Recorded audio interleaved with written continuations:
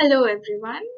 I am Dr. Bhagayee from Department of Oral and Maxillofacial Surgery, Sri Balaji Dental College and Hospital, Chennai, and I will be telling you about orofacial neuralgias. The definition of pain is that it is an unpleasant sensation caused by a noxious stimulus that is mediated only along specific nerve pathway into the central nervous system, where it is interpreted as pain. So the anatomic considerations that we will be looking at is that the pain of the face and mouth are conducted along the trigeminal nerve, which is the fifth cranial nerve, the facial nerve, which is the seventh cranial nerve, the glossopharyngeal nerve, which is the ninth cranial nerve, the vagus nerve, which is the tenth cranial nerve, and the second and the third cranial nerves. The pain classification by origin is somatic pain, which originates from the cells of the organs involved, that is, skin, mucous membrane, bone joints, muscles, etc. Neurogenic pain, which discomfort results from the nervous system or abnormality in the neural structures, no noxious stimulus. Psychogenic pain, which results from psychic causes without any noxious stimulus and no abnormality in neural structures. So, neurogenic pain may be caused by neuropathy, which is functional abnormality of nerves that may be neuritis, which is inflammatory change of the nerves, which causes a burning sensation, or neuralgia, which is pain along the course of the nerve caused by vascular spasm and CNS diseases. It's usually poorly localized, chronic, and preceded by minor electric shock-like pain. These are the causes of orofacial neuralgias. It may be paroxysmal or non-paroxysmal. So there is paroxysmal trigeminal neuralgia, glossopharyngeal neuralgia, geniculate ganglion neuralgia, post-herpetic neuralgia, Ramsay-Hunt syndrome, Bell's palsy, and tumors. Neuropathic or neurologic orofacial pain is characterized by paroxysmal pain along the distribution of one or more cranial nerves. It is described as sharp, stabbing, and lancinating, stimulating an electric shock. It's episodic, and the pain episodes are often initiated by minor sensory stimuli to the skin or mucous membrane, which are referred to as trigger zones. These trigger zones are diagnostic, and it affects either deep or superficial structure. Coming to trigeminal neuralgia, also known as tic-douloureux syndrome, it is characterized by severe, sharp, paroxysmal shocking pain related to the distribution of the trigeminal nerve. It may be primary, that is idiopathic, or secondary, which is due to trauma or CNS lesions. It affects the maxillary and mandibular divisions of the trigeminal nerve. It has a predilection towards females at a ratio of 2:1.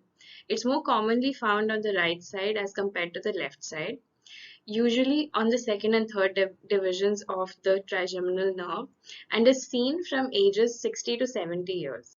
These nerve fibers fire in response to light touch, resulting in brief episodes of intense pain.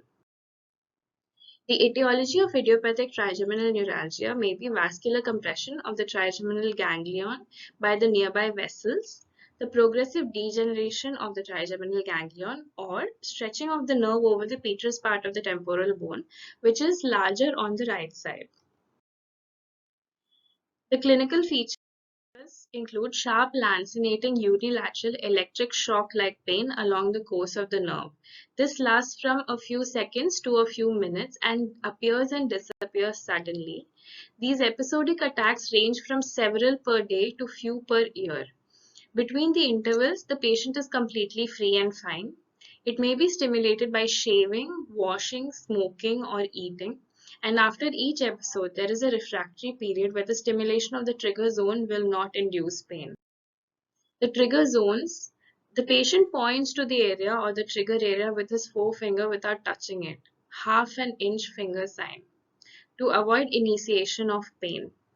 So the diagnosis can be done by giving a local anesthetic block which will identify the specific nerve that is involved, or neurology examination to rule out tumors or multiple sclerosis.